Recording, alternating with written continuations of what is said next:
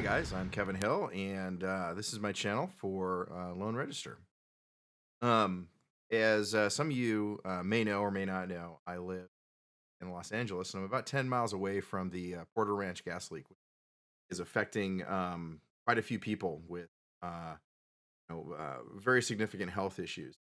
And as you may or may not know, uh, the gas company has been uh, they're not exactly forthcoming with what's going on. And so far, what they're saying is that there's a 5 mile um, radius around the leak that may have people who are being affected. I find it hard to believe that this big of a gas leak has a hard drop off at 5 miles.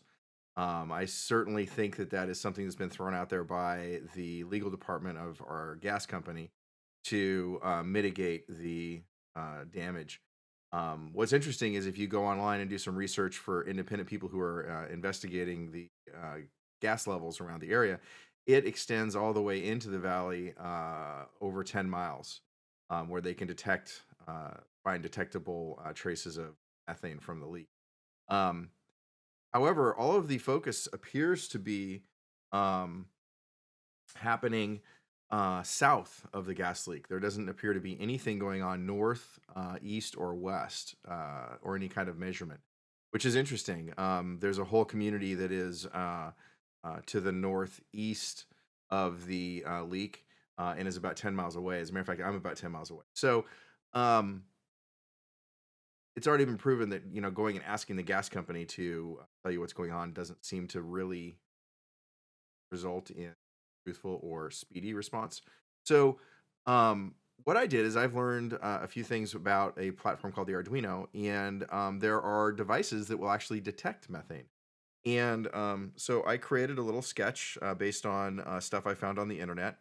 And this is an Arduino Leonardo with a gas sensor, an MQ4.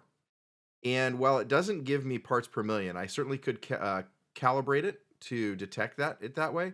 What it does do is it gives me a analog value that I can measure over time. So what I'm going to do is I'm going to use this device over time to measure the levels um, around our house over time, so that I can have a personally verifiable um, record of what's going on here, regardless of what the government agencies or corporate agencies report. I will have some information, um, so that we can, record this information. Now, what I would love to do is I would love to share this. It's very, very simple. I would love to share this with any technically or moderately technically inclined people, so that across the valley and north of us, in the Santa Clarita Valley, in Simi Valley, San Fernando, we can get a lot of people running these and reporting information back so that we have a wide area that we can start tracing values and see what the changing effects are happening. So, in particular, what would be interesting is if we had, 1,000 people, 2,000 people, 3,000 people who are running these things, and then when they cap the well, everybody's sensors would have some kind of change, perhaps, right? Now, the catch here is that I report right now a steady 106 value. Other people could report 500 or 400, and it could mean nothing because these are not necessarily calibrated exactly the same way. They are devices that will measure, zero levels at whatever value it happens to measure.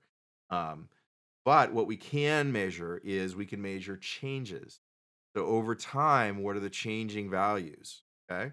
So if you're interested in this, if you'd like to have something that you can, measure yourself, um, let me know. Contact me via my channel, and I'd be happy to share this with you. This whole thing, maybe 30, 40, $50. The sensors, $3 or $4. Some wires, maybe another $5. The Leonardo board, I think, is $30 or something like that.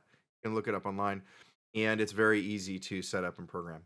All right, guys, thank you much. Keep on gaming and have a great day.